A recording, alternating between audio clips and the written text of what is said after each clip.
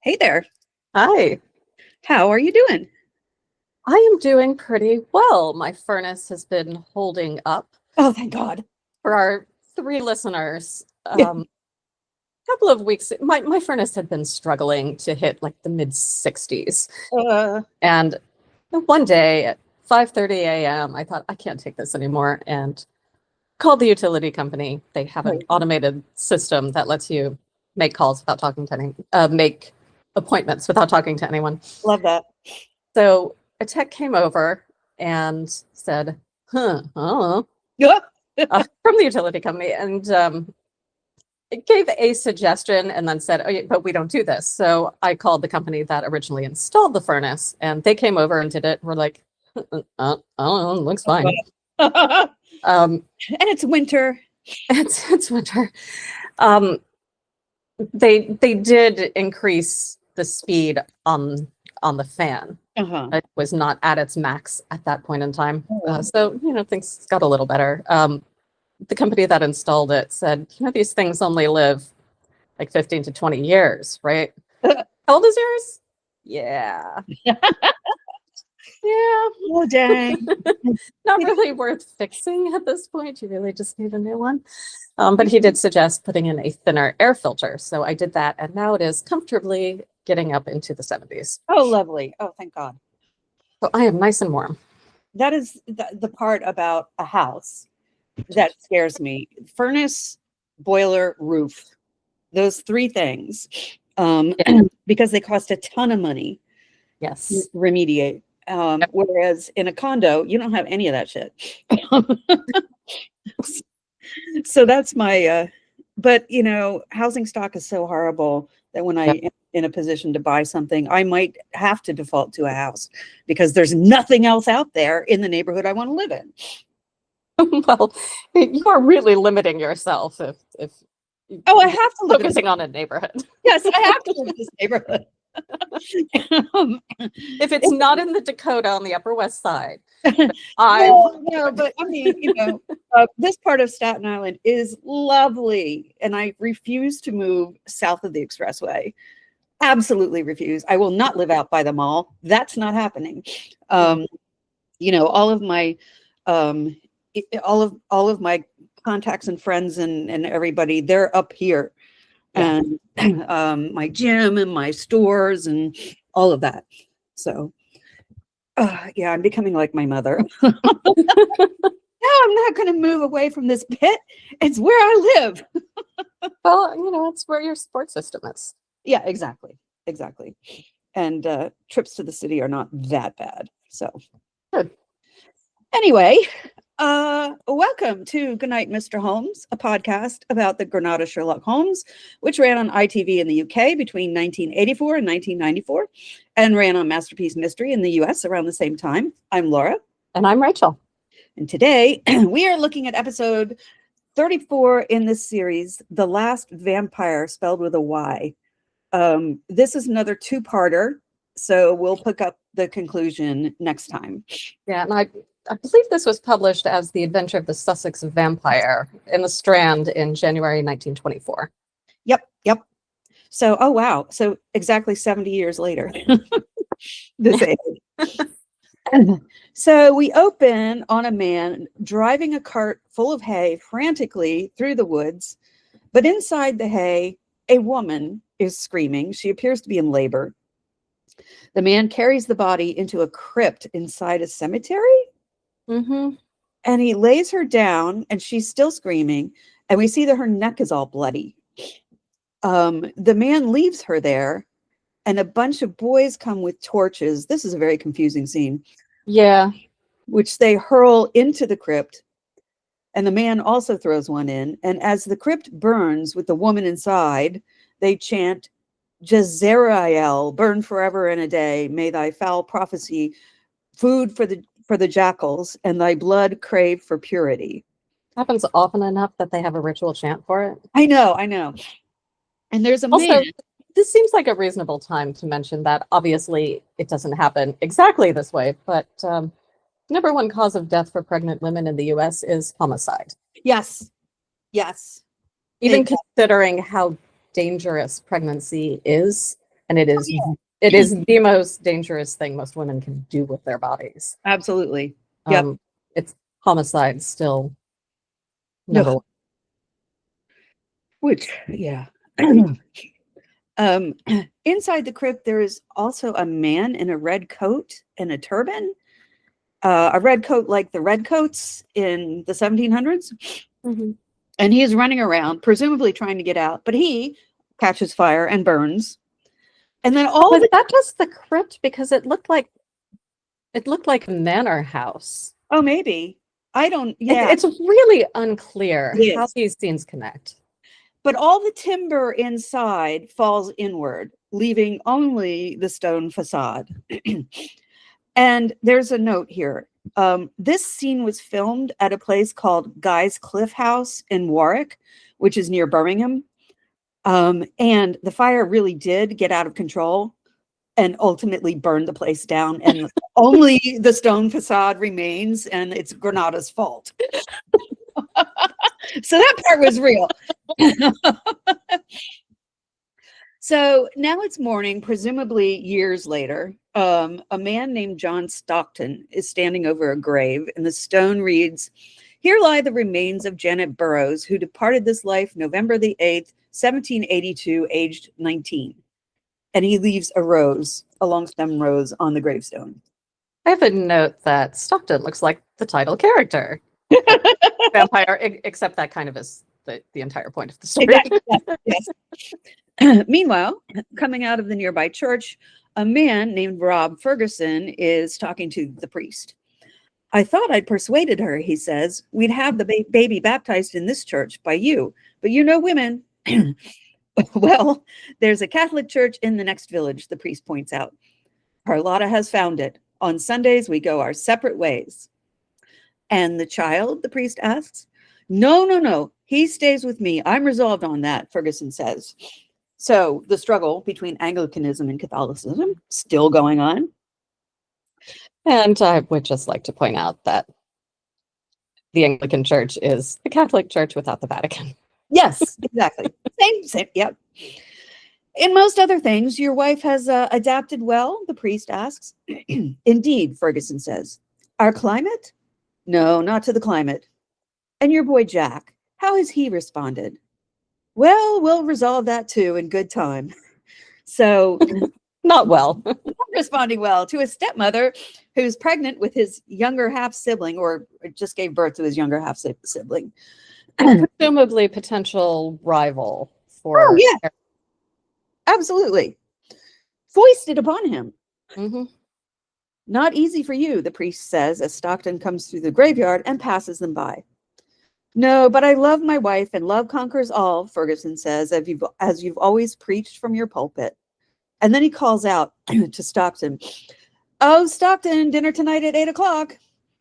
And Stockton just sort of nods, acknowledges that, and turns to go. And waves his big black cape and turns into a Yes. flies away. "Interesting man," Ferguson says. "And you were right. He has spent some time in Peru. I've invited him over to make Carlotta feel at home." And as Stockton is passing through the village, he gets a lot of hairy eyeball. And at the blacksmith's, a woman runs outside and shouts at him, "Go away from here, murderer!" And her husband grabs her and yanks her back inside. At Ferguson's, someone is playing a frantic violin. Pretty well. Yes, pretty well. A nanny or someone, her name's Dolores. I couldn't make out what her role was really. Role is, yeah, it's weird. Lady's maid. Maybe. Is holding a screaming baby. Carlotta comes into the nursery speaking Spanish, which throughout this whole episode is very unhelpfully not translated. Yeah.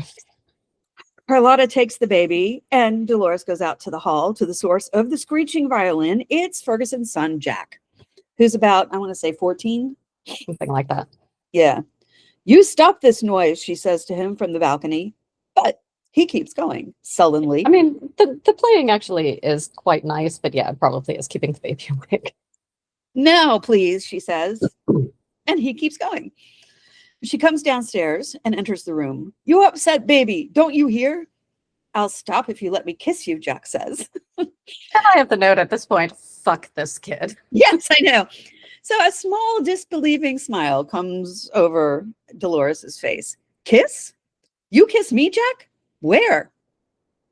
Where you wish. On the lips, on the neck, on the boot, Dolores says, and she hikes up her skirt, pointing her foot out. You kiss my boot. Yeah, this is very disturbing. Like, fuck both these people. I know. Yeah, exactly. Jack stands there. Come on, if you want it so bad, Dolores says. And Jack comes towards her, and we see he's got a very bad limp. He bends down, he clasps her boot, and then bites her leg. and he rolls away before she can kick him. Although I think she got a little bit. He did kick him. He's got a bloody pretty mouth. obvious injuries. Yeah. At that point, Ferguson arrives home. He informs his stable hand, who I didn't realize till much later was Michael, the son of the housekeeper, who greets him, and he takes away the horse, that Stockton is coming to dinner that night. Ferguson heads towards the house, where the violin is still screeching away and the baby is screaming. Carlotta comes down with the baby, hands it off to the housekeeper, and storms into the room where Jack is playing, and the nanny, or Dolores, is pulling herself together. I tell here that Carlotta and Dolores have tops that appear to be from the same fabric. Mm-hmm. I noticed that too, yeah. I had to tell him to stop, and he insult me, Senora, Dolores says, and she leaves. Jack, stop at once. Stop, Carlotta says. But Jack does not stop. Carlotta approaches him, speaking Spanish, and then she says, give it to me, and she snatches the violin and smashes it on a chair just as Ferguson enters. I hate everyone in this family. Me too. He frightened the baby, Carlotta says. I did nothing, Father, Jack says. Carlotta stalks off back up to the nursery, and yes, Jack has a bloody mouth from all of this. I heard you from the yard, boy, Ferguson says. Why are you doing this? Why? And he walks off, and Jack limps over to his shattered violin, picking up pieces from the floor. Is his dad not going to ask how he hurt his face? I guess not. No, this guy is completely oblivious to anything but his oblivious to anything but his own pleasure and desires. Yeah. Now we see Stockton coming out of a low-built cottage. At first, I thought it was another crypt. He has to stoop through the door, and he's wearing a very dramatic black cape with a red velvet lining and a popped collar, classic Dracula look. Pointed teeth, pale face. and a top hat. Sinister music plays as he gets into a cart and drives off. An old woman watches from a nearby window. In the Ferguson's bedroom, they're getting ready for dinner. Ferguson comes over to Carlotta's vanity table and says, you are all I have ever desired, and he kisses her on the neck. I shall die of cold, Carlotta says, but she's smiling.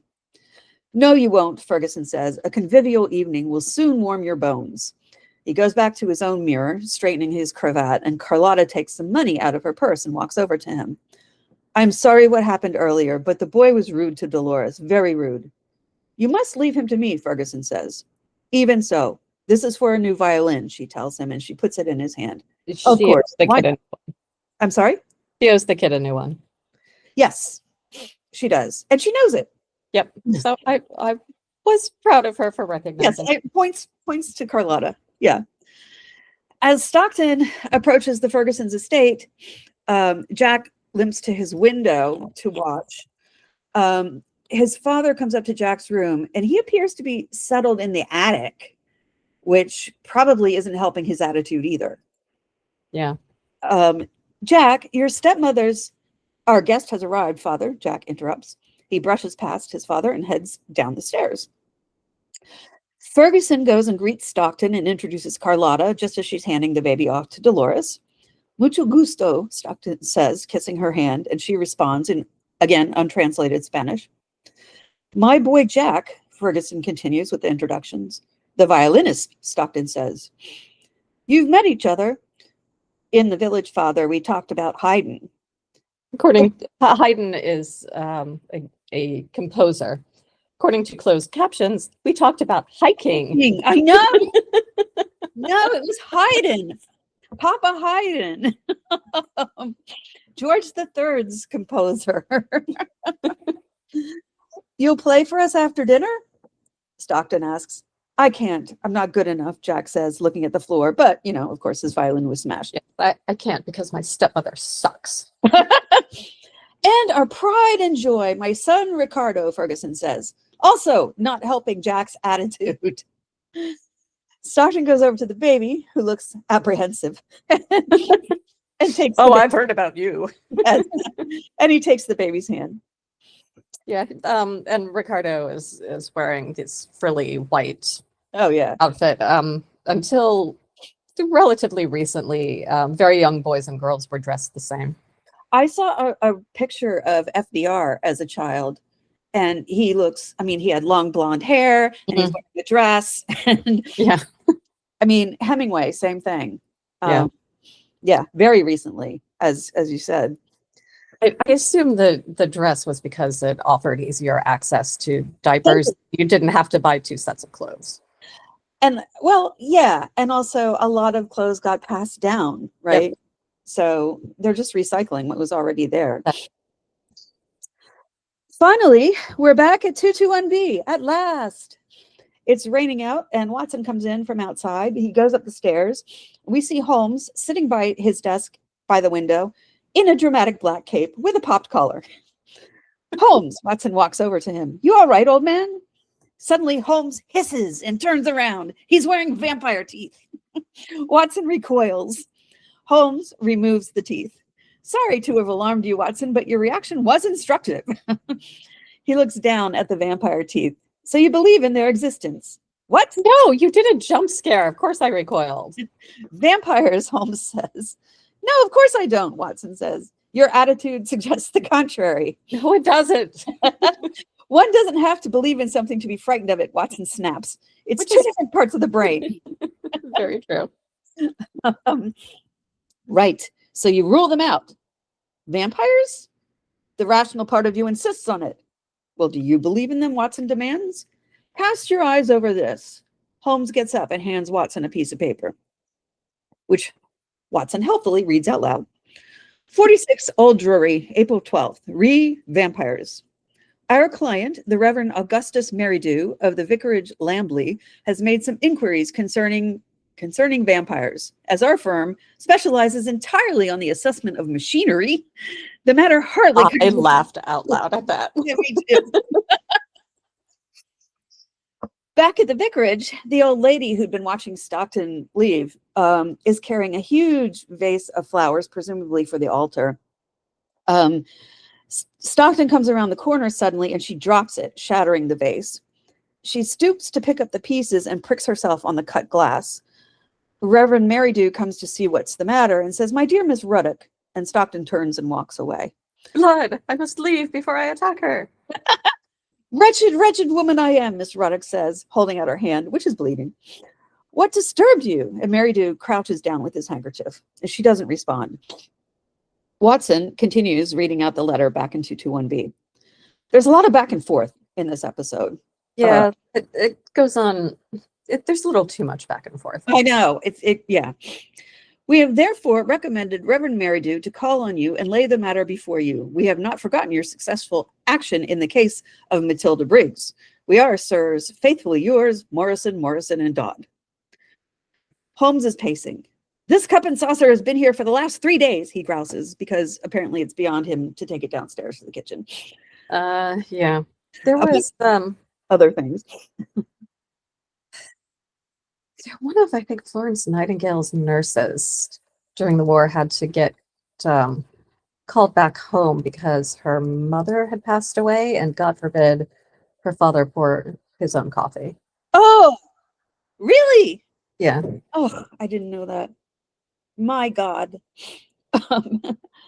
So Holmes says, Matilda Briggs was a ship associated with the giant rat of Sumatra, a story for which the world is not yet prepared. You consider, though, that vampires should come within our purview, Watson says, tapping the letter. No, anything is better than this stagnation, Holmes says, plopping down in his armchair. Really, we seem to have been switched onto some Grimm's fairy tale. Well, this Meridew is a man of the cloth, a man of Christian belief, Watson points out. That is of marginal interest, Holmes says. Make a long arm, Watson. Let's see what the V has to say. So Watson makes a long arm, reaches over to a set of thick books, pulls out a volume, and hands it to Holmes. Meridew, because we're going back and forth, meanwhile, is in his church praying. The thick books are labeled case notes, and Holmes is reading aloud. Voyage of the Gloria Scott. That was a bad business. I have some recollection that you made a record of it, Watson, but I was unable to congratulate you upon the result. Holmes keeps going. Victor Lynch, the forger. Venomous lizard in Gila, a remarkable case, that. Vittoria, the circus belle. Vanderbilt and the Yeggman.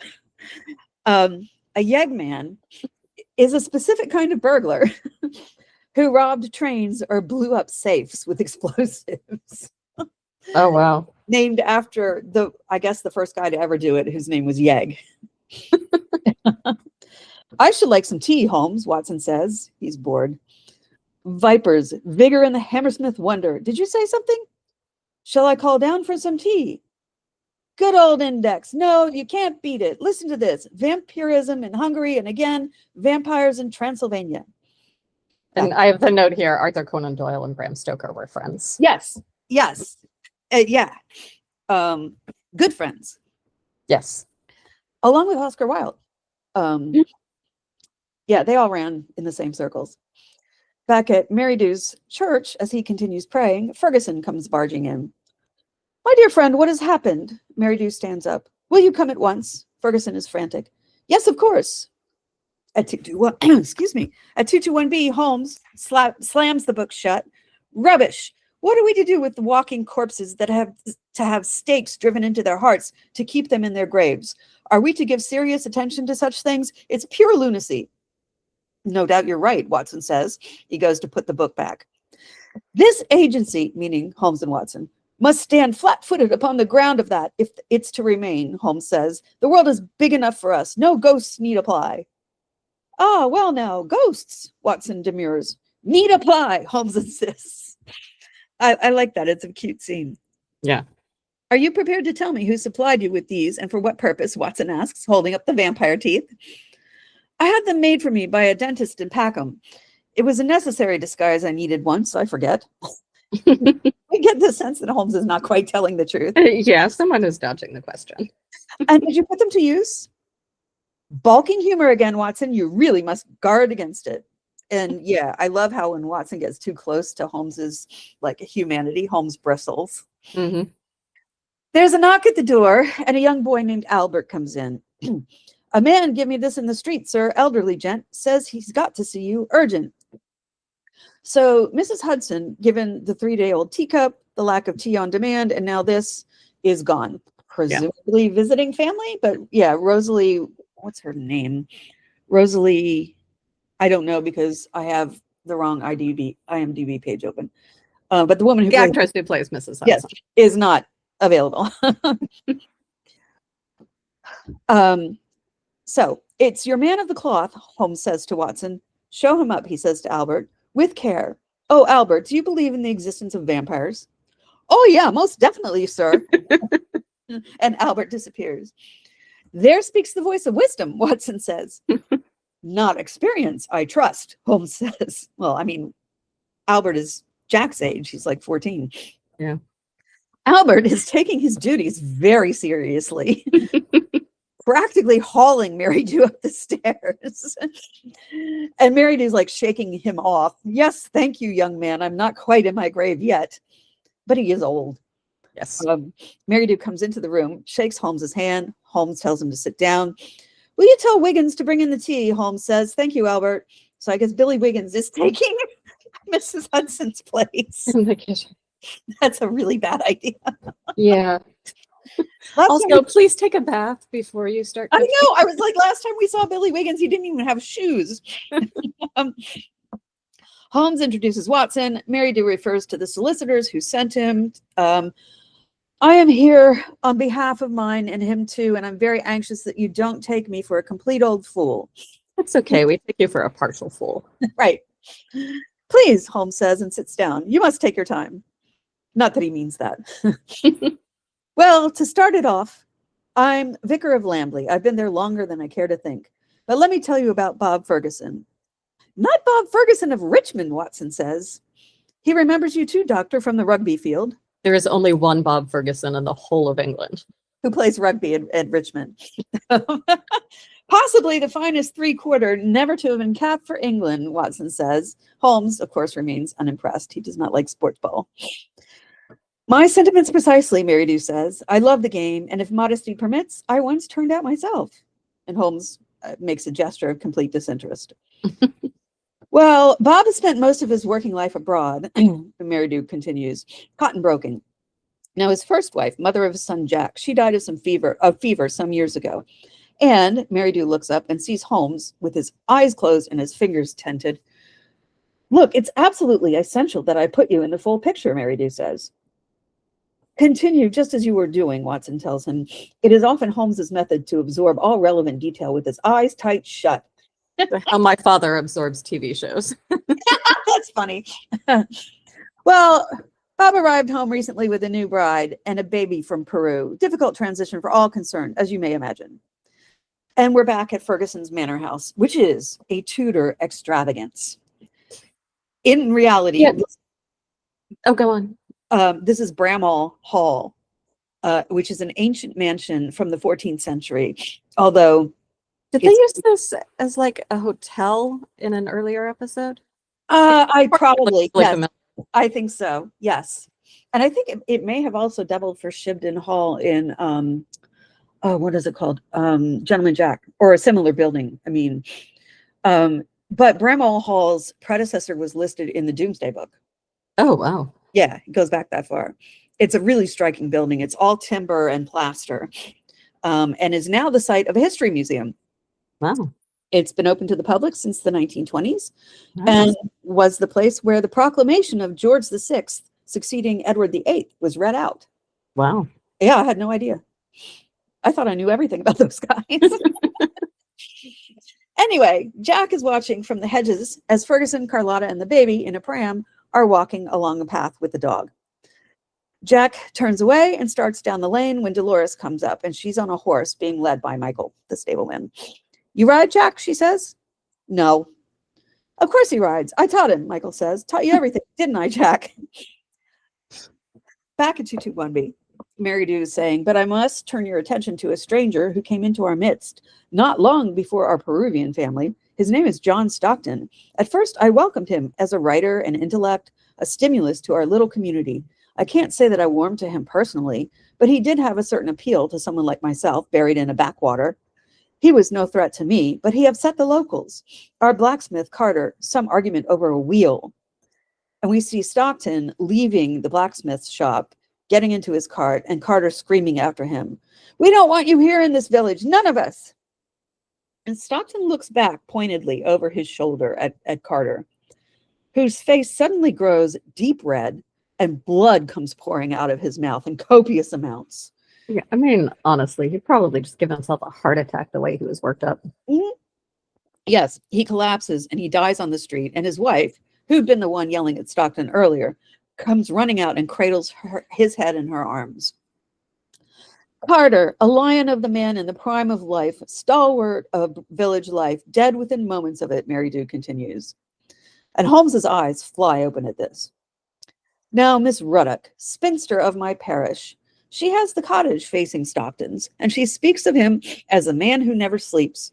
She sees a candle in his window many nights through till dawn, which, I mean, I'm like, yeah, you're not getting any sleep either, lady. And what are you doing up? Right, right. Well, writer work, it's not uncommon, Watson says. Possibly. I myself am something of an insomniac. I have seen him twice in my graveyard at dead of night. And his explanation, Holmes asks, what? Surely you raised the matter. Explanation? Plausible, I suppose, Meridew says. And we see Stockton and Meridew walking in the graveyard at night. Stockton is... And what is clearly not actually night. No. No, you see the cameras like Klieg lights. Stockton is saying, I believe that I'm related to a family called Sinclair. Indeed, it's my middle name. Sinclair, Mary Dew says. They had a large house up beyond the village, Stockton says. Oh, yes, now that you mention it. I'm puzzled to find no trace of them, Stockton says. Are we not welcome here? Now, Mary Dew tells Holmes and Watson, the truth was that I knew full well the story of the Sinclairs. They were powerful landowners and had the village in their pocket sometime in the last century. The Lord Sinclair himself was a cruel monster. Those who incurred his displeasure disappeared or were found with their throats cut. Young servant girls, one in particular, was left pregnant and dying at the church door, her child stillborn. So I guess this Sinclair was the guy in the red coat, being burned to death. Yes. Back in the graveyard, Stockton is noting, there's not a Sinclair to be found. What did we do to offend? Did you tell him? Holmes asks. The bare bones of it, yes. The church incident and how the villagers exacted their terrible revenge. In the graveyard, Stockton stops walking and turns to Mary Dew. Burnt us out? I regret to say, Mary Dew tells him. Nothing personal to you, of course. And the girl? She's buried over there, Mary Dew says, indicating a site within the graveyard. So presumably that is where Stockton has been leaving the long-stemmed red rose. What I neglected to tell him, because it seemed to be inappropriate, was that the family Sinclair were deemed to be vampires. Mary Dew tells Holmes. Because it seemed to be inappropriate. All this is very interesting, Reverend, Holmes says, as a piece of history. But how does it lead to the present? Well, Sinclair, by his own admission, has returned, hasn't he? But how does that affect the village, and why should they care? All this happened 100 years back, Holmes says. Has he never been in a rural English village? I know. Especially in the 19th century, 100 years is not that long in that setting. Exactly. No, at all. It's in recent memory, as a matter of fact. Well, word gets around, Mary Dew says. You mean the church, the fount of all gossip, Holmes says. Answering your second question, the girl, the dead girl, her family is still in the village. The wife of the landlord of the local inn, for instance, she was a Barrows. So too was the blacksmith's wife. Has Stockton, to your knowledge, ever set foot inside the church? Holmes asks. No, not once. As far as I'm aware of it, never. More evidence he's a vampire. Exactly, yes. He's, even so, I'm unclear that I can be of service to you, Holmes says. No crime has been committed. No crime, but Mary Dew stops. You have something more to tell us? 4 days ago now, it seems a lifetime, Bob Ferguson invited Stockton to dinner. You see, Stockton had traveled to Peru, and I think I was the one who suggested that it might be a good thing for his new wife to have some contact again with her native country. And the evening, not a success? All I know, the outcome, maybe it was a tragedy. The very next morning, the household woke to a terrible discovery. The little baby, Ricardo, lay dead in his cot. And the doctor's verdict? Watson? It is a thing that can happen. It's even more so back then. Yeah, no, SIDS all the time. The doctor could find no reason for it, no earthly reason, Mary Dew says. A tragedy indeed, Holmes says, but no blame affixed to the dinner guest, surely. But he touched the baby's hand. But I will blame the dinner guest anyway. So they told me, look, I am a man of God, gentlemen, and far be it for me to judge a fellow being on hearsay and superstition, but I also have my parishioners to think of, and they're frightened. They will take steps outside the law to drive him out, as they once did his forebears. You see my dilemma. So you wish us to make an investigation into this man, his personality, his habits, and disprove the common fear, Holmes asks. Disprove what you will. Your presence alone will have a steadying effect. Mary Dew stands up. No, I must leave you. Among my other concerns, there's sickness in the village, and I have the baby's funeral. And a baby died? Right. What a stunning coincidence. I have a baby's funeral to prepare for tomorrow. Your story is complex, Reverend, Holmes says, but not without some interest. Yet I'm sure there's a rational explanation for it. Mary Dew turns to leave, and Watson gets up to show him out. Watson and I will visit your community, Holmes calls out. Oh, I'm so pleased, Mary Dew says. You mentioned an inn. Yes, the Checkers. It's a decently run place. Well, thank you. I'm so grateful to you both. He shakes Watson's hand and goes down the stairs. And the camera zooms in on Holmes's face. And then we see Stockton under a tree, beckoning.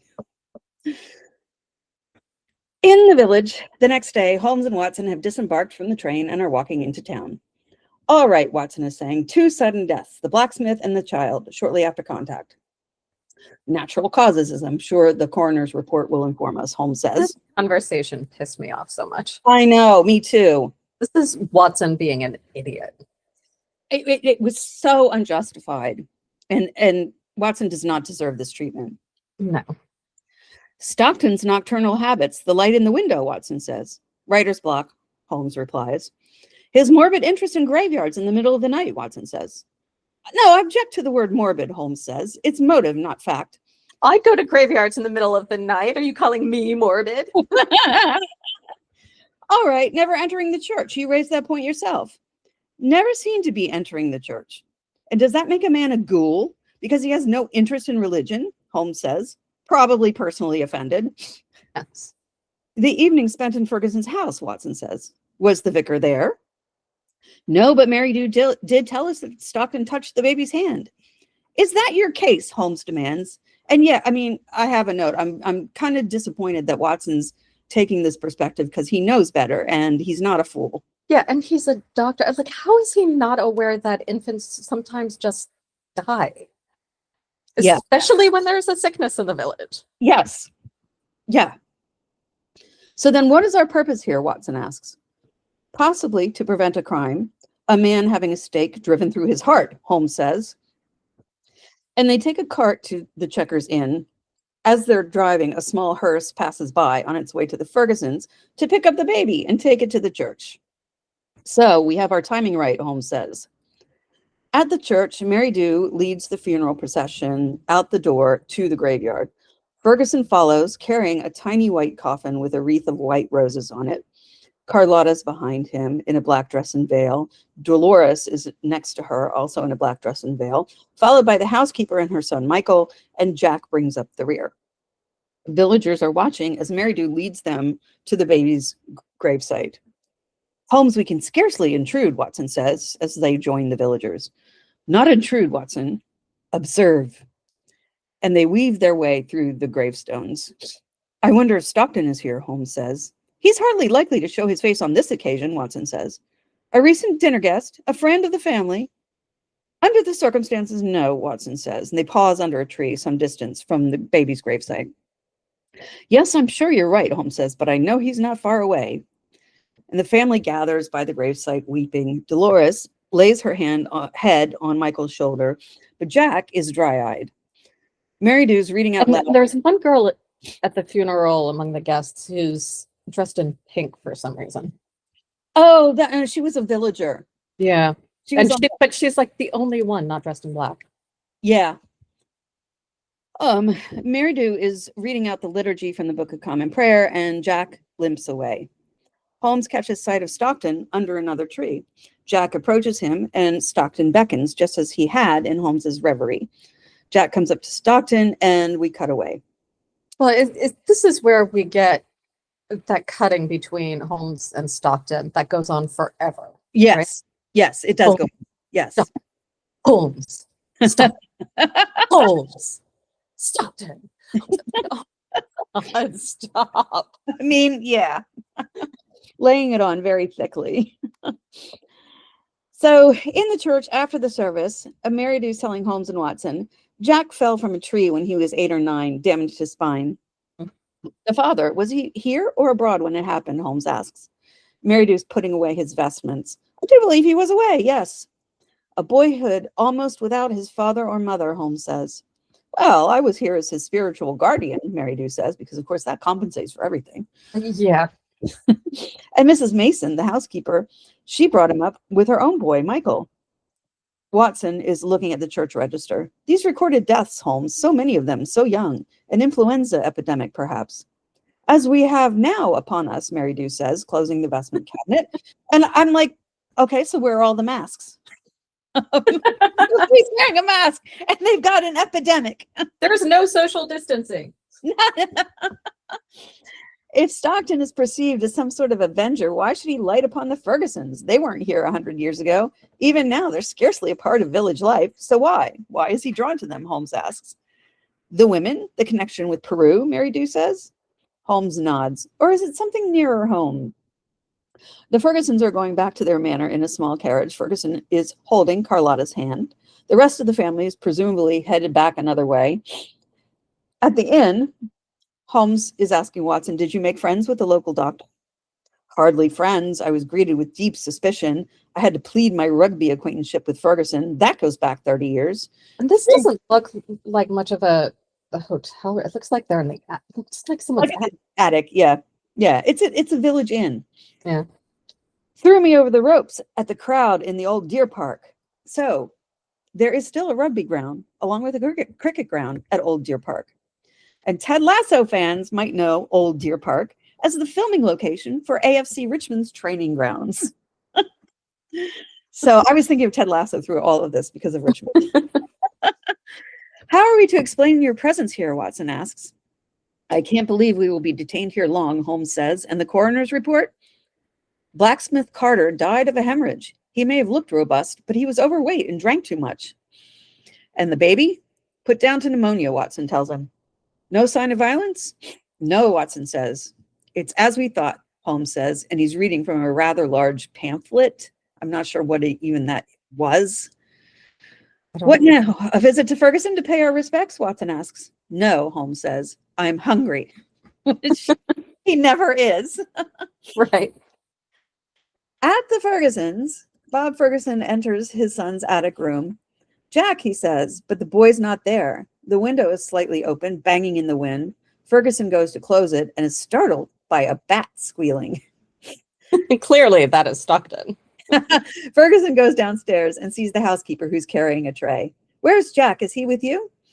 No, she says, I haven't seen sight nor sound of him since this afternoon.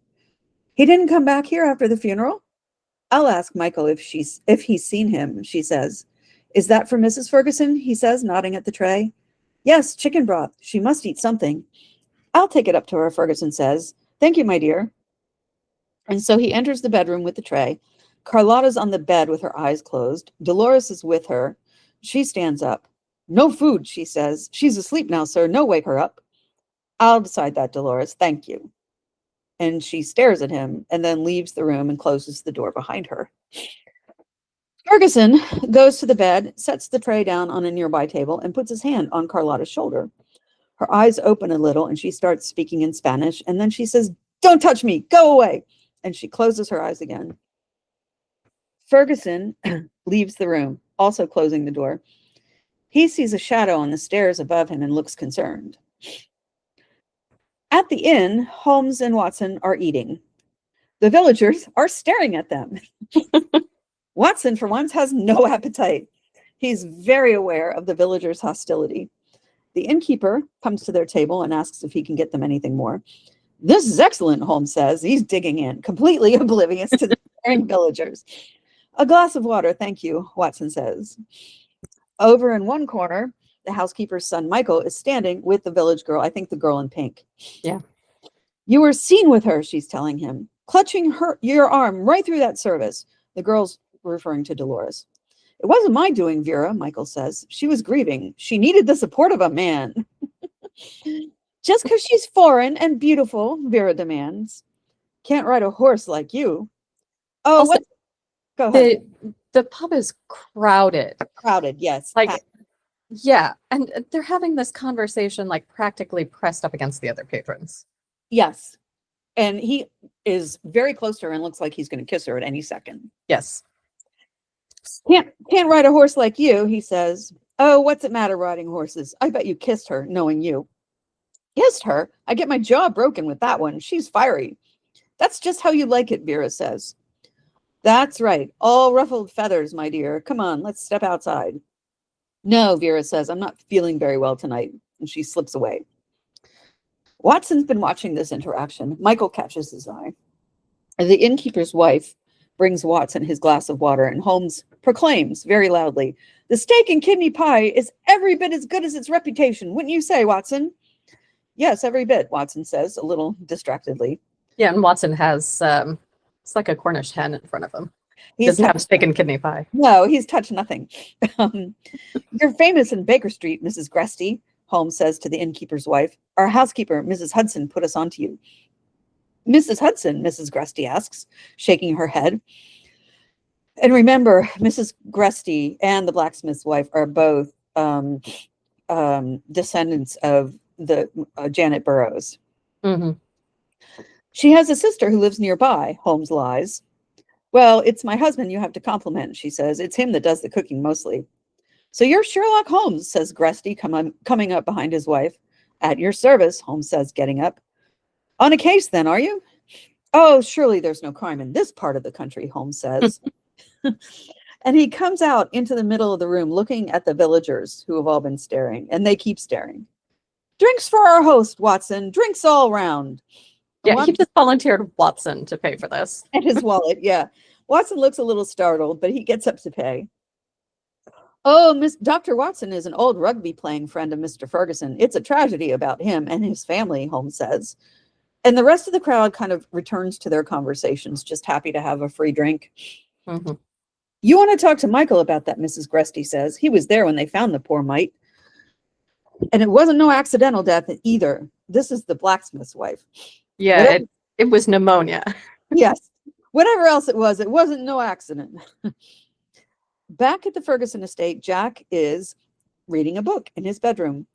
There's an illustration of a group surrounding a coffin. Hearing his father's footsteps, he closes the book and puts it in a nearby bag. Jack, where have you been? I was worried. I thought you'd want to be alone with Carlotta, Jack says. I need you, Bob says. I need us together, family, all of us together. Literally no one else in this house will talk to me. He puts his arm around Jack, who looks completely unmoved. He's not talking either. At the cemetery, Stockton is back looking at Ricardo's grave. He walks away, but Miss Ruddock is watching from her cottage window. A black cat scoots across his path. I mean, really? Going to his own cottage, he sees a large cross made out of sticks bundled together, hung on the door. He grabs it, holds it up, and he shakes it at Miss Ruddock, who puts her hands to her mouth in fear. The next day, Holmes and Watson are in a cart with Mary Dew. You are right, Reverend, Holmes is saying. There is a dangerous mood in the air. But no fresh evidence against Stockton, Watson says. I'm still struck by the coincidence. Answer me this, Holmes. Why is so much being written and recorded on the subject of vampires if there's absolutely nothing in it? Man's need, Watson, Holmes says. His need to explain fear. Then you do admit to the inexplicable, Meridew says. Oh, yes, there's plenty of evidence to that, Holmes says. But do we believe in dragons and fairies and ghosts because much has been written about them?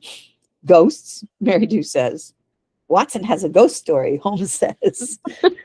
Not now, man, Watson says. No, carry on, Watson. I was in Afghanistan, he begins. Long nights of fatigue in a field hospital, Holmes helpfully adds.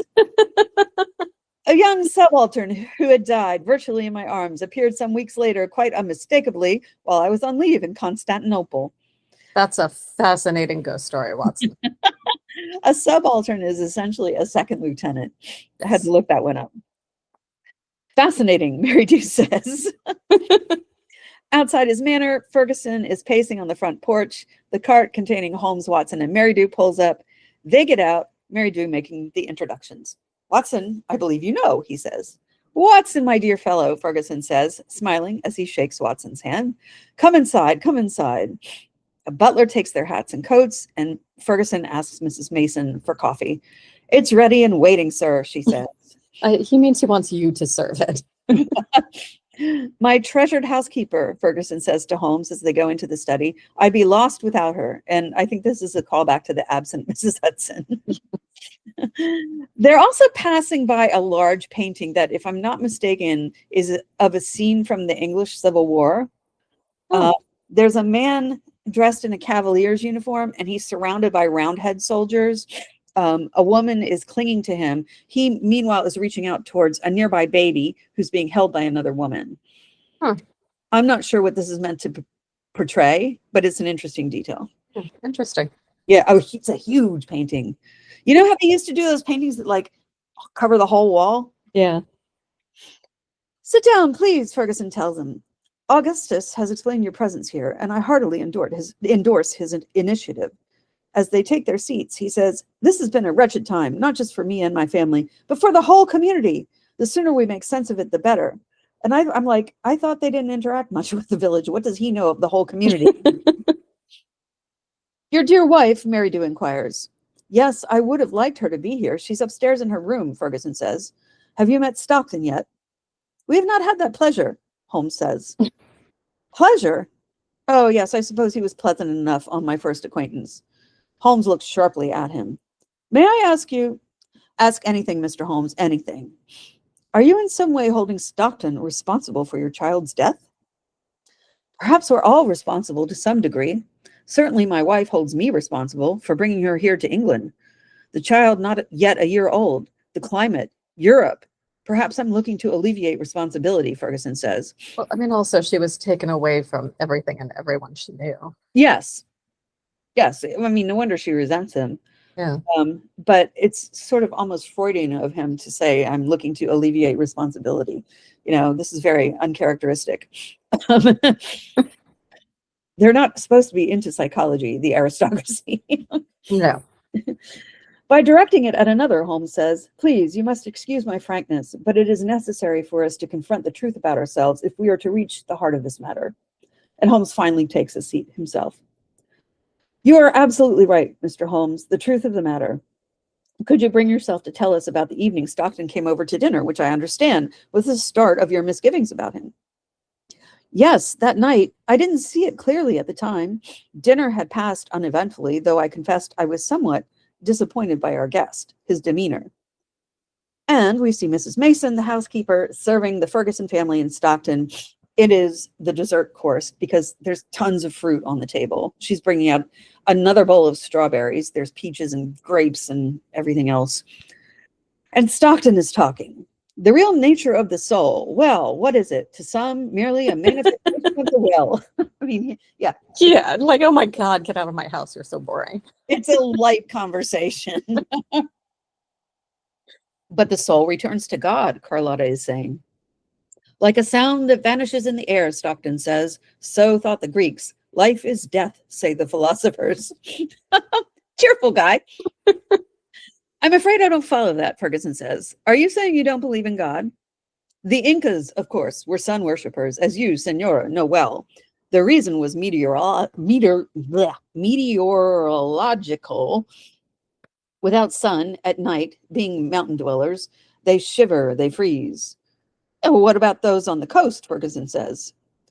There the sun was constant, a tyrant in the sky, and so it was the lesser god they worshipped, the moon. The young children were sacrificed, lying on beds of colored wool and cotton, Stockton says. Why? Why must the children be sacrificed, Jack asks. Well, not just the children. When the chieftain died, it was the custom to bury him with the most beautiful and best loved women. Good God, Ferguson says. His wife? His wife, his favorite concubines, and a considerable number, more or less, of his servants. And Stockton's looking around the room as he's saying these things. He's making eye contact with everybody in that room. His jewels, wrought silver, llamas, weapons, food, and clothing. So in his philosophy, death was life. But of course, why not? I mean, yeah, why not? Sure. It continued in that vein for hours, Ferguson tells Holmes. Oh, dear God. I know. I'd want to kill myself. It just reminds me, I just had this flashback to a coffee shop that I used to visit when I first came to New York. It's still there. It's the Hungarian coffee shop on, God, it's right across from St. John the Divine. And it was frequented not just by Columbia students, that was bad enough, but Columbia grad students, so some of whom who had been there, like they were professional grad students. That's just what they did. And this kind of conversation was going on all the time. Oh, the widows of Malabar, Holmes says, burnt themselves in the blaze of the remains of their husbands as a demonstration of fidelity. And I'm like, yeah, but that's not South America, that's India. Yes. Yep. What I can't describe is the effect it had on the company, the ladies in particular. It was as if he had them mesmerized. And yet after he left, Carlotta, and we see Bob and Carlotta getting ready for bed after the dinner, He was repulsive, Carlotta says. You found him repulsive, she says. You'd rather we didn't see him again? He's your friend, she says. Come to me. And the following morning, Ferguson says to Holmes, and subsequently, I became the object of her pain. But the connection with Stockton and your baby's death, as you described the evening, it's hard to forge a link, Watson says. The baby died of boredom.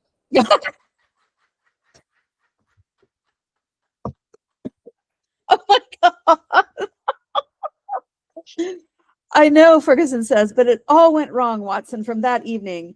The house was as if there was a black cloud of, I can't describe it. I wish to God I could. There's so many coincidences, Mary Dew says unhelpfully. Just then, Jack limps into the library. My son Jack, Ferguson says. Come and meet my friends, Dr. Watson, Mr. Sherlock Holmes. I'm interrupting, Jack says, and he starts to leave, but Ferguson gets up and puts an arm around him. Jack, you're not interrupting. Come sit down and talk to us. He guides Jack to a chair. How's the music, Jack? Mary Dew asks. You still practicing the violin? Jack's been given a new violin, one from his stepmother, Ferguson says. The old one plays rather well rustily. God, lying. Oh. Holmes plays the violin, Watson says. I look forward to meeting your stepmother, Jack, when she's sufficiently recovered, Holmes says. Indeed, Ferguson says. Well, let us see if now is the moment. Mrs. Mason, would you go upstairs? Oh, she's not in her room, sir, Mrs. Mason says. She went out early. Not? Ferguson asks. Well, why didn't you tell me this? I thought you knew. They both went out, Father, Jack says. Alone? Mr. Stockton came for them, Jack says. He came to pay his respects, sir, Mrs. Mason tells him. When you were out riding, Father. And you saw them with him, my wife and the maid, willingly. You both witnessed this. Ferguson's getting increasingly upset. Oh, just for a short drive, Mrs. Mason says, to take the air, put color in their cheeks. Yeah, that was 5 hours ago. We see Watson driving his little cart with Carlotta and Dolores dressed in black in the back. So, like, nobody's sitting up front with him. It's not a conversation, right? Right. Carting them around. I really should have been informed of this. My wife is not herself, Ferguson exclaims. Was it Mr. Stockton who persuaded her on this foolish drive? Who instigated it? Holmes walks over to the window. Why does it worry you, Father? Jack asks. All's well, Mr. Ferguson. They're coming home, Holmes says. And yes, the little cart is pulling up outside. Stockton jumps down and helps the women out. Mary Dew and Mrs. Mason follow Ferguson outside to greet them. Stockton, Ferguson calls. I didn't realize you'd come by. I wish you'd told me. How are the ladies? The ladies, accompanied by Mrs. Mason, go inside. He's not asking them how they are. Yeah, he's trying to say, what the hell are you doing here? Yes. Very well, Stockton says. We had a pleasant drive in the countryside. The air is fresh this morning. And Stockton drives off. The nerve of the fellow, Watson mutters to Holmes. The camera pans to Jack, who's leaning back in his chair and smiling. And that's... It is so creepy. He is very creepy. That's where we'll leave it for now. We'll pick up the other half next time. But in the meantime, I know we talk a lot. Well, I mean, I talk a lot about Brett's physicality. According to Bending the Willow, during the filming of this episode, he was in the middle of changing medications. Mm. The old ones had left him significantly bloated, and he hated that feeling so much. So to compensate, he insisted on wearing black instead of the more appropriate country tweeds, which viewers found very confusing. But Okay. yeah, I mean, they're English viewers. Brett was feeling horrible about himself, which wasn't helped when the reviewers pointed it out as a major criticism of the show. I mean, really, Yeah, but like, come on. Really cruel. But they didn't like the show either. Bending the Willow says the reviews for Sherlock Holmes and the Last Vampire were the worst the series had received to date. I mean, it's not the best, but it's not that bad. No, but it's nothing at all like the original story, which doesn't even have Stockton in it. And David Stuart Davies, the author of Bending the Willow, says to spin it out meant writing a part for Roy Marsden, a part for Maurice Denham, and a part for Elizabeth Spriggs, which is Stockton, the reverend and the housekeeper. Add a chorus of villagers straight out of grand opera, and what you got was a windy piece of Victorian Gothic, which neither respected the letter nor the spirit of Conan Doyle's original. Fair. Yeah. And he blamed. I happen to like the Gothic. That's flavor my of it. favorite part of, yes. Why I like Count of the Baskervilles. Yes, exactly. He blames the reorganization that happened at Granada for this. Almost certainly, yes. And for the quality of the shows following that reorg. Yeah. Apparently they'd filmed every Conan Doyle story worth filming, they thought, and were under pressure to continue even though the source material wasn't all that great. So we get episodes that are, relative to the quality of what they'd been filming earlier, were disappointing to the audience. Yeah, it also doesn't help that they're stretching the short stories out to 2 hours. 2 hours, yes. Yes, and he refers to that. He's calling it padding. Yeah. And I thinking back, I'm wondering if that's a curse of all Holmes adaptations. Because BBC Sherlock certainly suffered from that as well. Yeah. I just wonder if the magic is not sustainable across more than a few stories and they should quit while they're ahead. But probably, yeah. But it's hard when you're in TV, the audience wants more. I mean, and you don't have the budget, but you want to satisfy the audience. And I mean, so many travesties like the last season of Game of Thrones happen in situations like that. Yeah, but HBO wanted to give them more time. Yeah, it was like, no, we can do this, and well, we're off to Amazon to do some Star Wars shit. Yeah. Which never happened. Exactly. Probably because they did such a bad job. Exactly. Yes. I don't think they've done anything of note since. Who would trust them after that? I certainly wouldn't. You know what their other great big idea was for HBO? Oh God, you're telling me. Yeah. The what would happen if the South won the Civil War and slavery was legal now? Let's not do that. I mean, me and my coworkers were so offended, and we were like, this can't happen. This absolutely can't happen. And thank God it never did. Yeah. The uproar was incredible. And the executives saw sense. But it was, it was broached when they were at the height of their career. And yeah, they're going to have to live off their residuals forever now. Yeah. Anyway, any comments on this one? I mean, I know we're only halfway through it, but yeah, we're kind of still waiting for the story to really start. Isn't that insane? Speaking of padding, like, yes, this was 48 minutes of padding. It was. Yeah. I hope the ad buys were worth it. Because I think this aired on ITV or Channel 4. It wasn't BBC. Yeah. So there would have been advertising against it. I will say the Sussex Vampire, the original story, is so, I mean, I don't know. The wife in that story was so sweet and so tortured. And she really was doing the best she could. Mm-hmm. Because the stepson or her stepson was shooting darts at her baby, poison darts. And she was sucking the poison out. and so that the baby wouldn't be poisoned. And she poisoned herself as a result. Okay. And that's where the vampire thing came in, because the guy saw her sucking the baby's neck.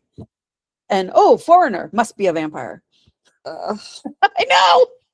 I mean, I've read all of the stories. There's a reason why I don't remember some of them. I think he could have done more with that idea. I mean, I get it, but I mean, the bigotry of the time, horrible. Yeah.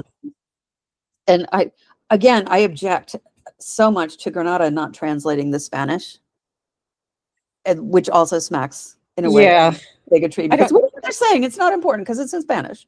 I don't know that I'd trust closed captioning them. No, after the hype debacle. Oh my God. just, oh no, they just lay it on so thick with the capes and the cat and the bat and Yeah. oh, like why? It's comical. And Stockton kind of, I mean, he doesn't, I think, look like Bela Lugosi, but does he kind of look like Boris Karloff? Mm-hmm. Yes. And in a way, like also like Jeremy Brett a bit, in that he's tall and formidable. Mm-hmm. Yeah. Yeah, no, it's just this is ugh. Anyway.